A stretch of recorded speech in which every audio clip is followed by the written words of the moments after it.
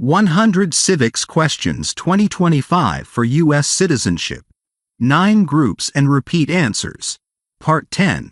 Q91 100. Anne and Mark meet in their familiar office. There's a sense of pride as they reach the final 10 questions. Mark, these are the last 10 questions. I'm so proud of all your hard work. As always, your answers will follow the pattern. 3A, 3B, and 4C. Ready for the final round? I'm ready, Anne. Question 91. What are 2 rights of everyone living in the United States? A. Freedom of speech, freedom of religion. B. The right to a driver's license, free housing. C. Freedom to travel, free college. I'll go with A. Freedom of speech, freedom of religion. Correct. Everyone in the U.S., not just citizens, has the rights to freedom of speech and freedom of religion. These are protected by the First Amendment of the Constitution and are core American values. They mean people can speak openly and practice any religion or none at all without fear of government punishment. Question 92. If the president can no longer serve, who becomes president? A. The Chief Justice. B. The Vice President. C. The Speaker of the House. I'll go with B. The Vice President. Exactly. If the president cannot serve due to resignation, illness, or death, the vice president takes over. This ensures the country always has a leader, and it's a very important part of the presidential line of succession. Question 93. Why do some states have more representatives than other states? A. Because they are older states. B. Because they have more people. C. Because they have better weather. I'll go with B. Because they have more people. Right. The number of representatives a state has in the House is based on its population. States with more people, like California, have more representatives than states with fewer people. This system helps make sure every person's voice is represented in Congress. Question 94. Who wrote the Declaration of Independence? A. Thomas Jefferson. B. Abraham Lincoln. C. George Washington. I'll go with A. Thomas Jefferson. Correct. Thomas Jefferson was the main author of the Declaration of Independence. He wrote the first draft and worked with other leaders to create the final version.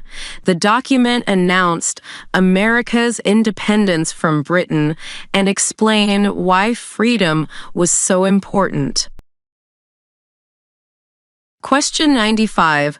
What ocean is on the west coast of the United States? A. Atlantic Ocean. B. Indian Ocean.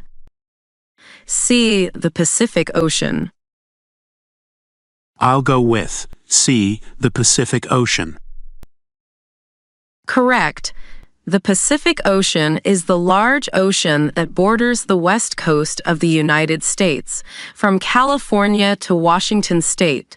It's the biggest ocean on Earth and is a major part of U.S. geography and trade. Question 96. What major event happened on September 11, 2001 in the United States? A. The Civil War ended. B. Terrorists attacked the United States.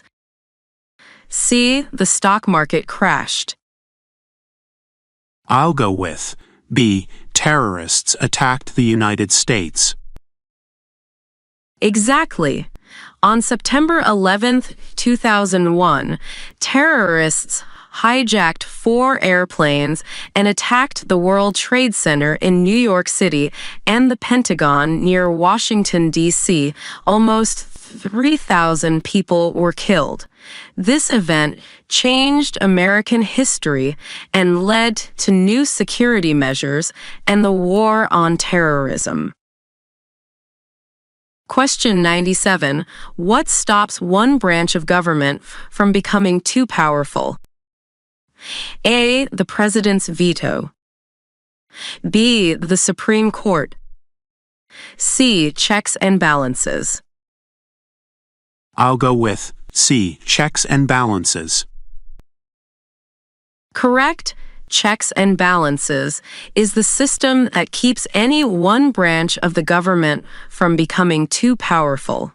Each branch, executive, legislative, judicial, can limit the powers of the others. For example, the president can veto laws, Congress can override vetoes, and courts can declare laws unconstitutional. Question 98. What are 2 ways that Americans can participate in their democracy? A. Pay taxes and serve in the military. B. Watch the news and read books. C. They can vote or they can run for office. I'll go with C. They can vote or they can run for office. Exactly.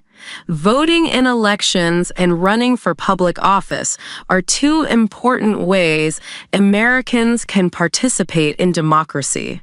Other ways include joining community groups, contacting representatives, and helping with a political campaign.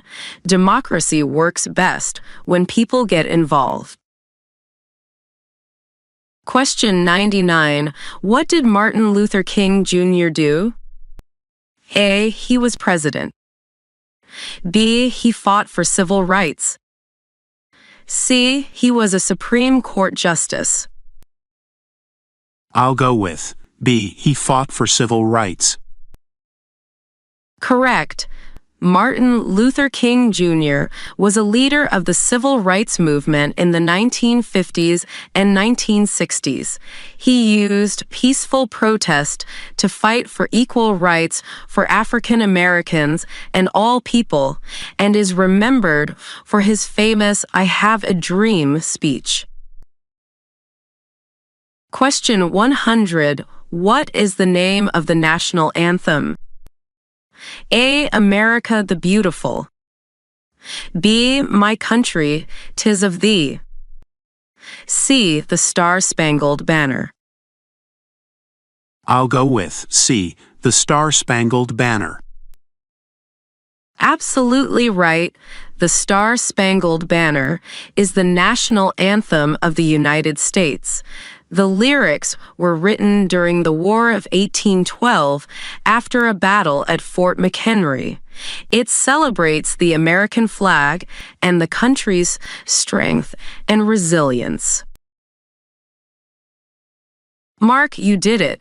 That was the last question. I'm so proud of your effort, your progress, and your spirit. Thank you, Anne. I've learned so much more than just facts. It's made me think about what it means to be a citizen here. That's what this journey is really about. Becoming a U.S. citizen means more than passing a test. It means being part of a community that values freedom, fairness, and opportunity. It's about the rights you gain, like voting and expressing your views, and the responsibilities you take on, like following the law and contributing to society. It's a chance to shape your future. As a citizen, you have a voice in how things are run. You can vote, serve on a jury, and even run for office. It's about belonging. You become part of a nation built on diversity, with people from every background working together. It's a way to give back. Whether you volunteer, help neighbors, or simply respect others' rights, you're helping the country live up to its ideals. That really means a lot. I feel ready to contribute and to stand up for what's right, not just for myself, but for everyone who lives here. And you will, Mark. You've already shown commitment and determination by working so hard. I have no doubt you'll be a wonderful citizen, kind, informed, and active in your community. Thank you, Anne. You helped me believe in myself. I'm ready for the interview and for everything that comes next. I'm so proud of you, Mark.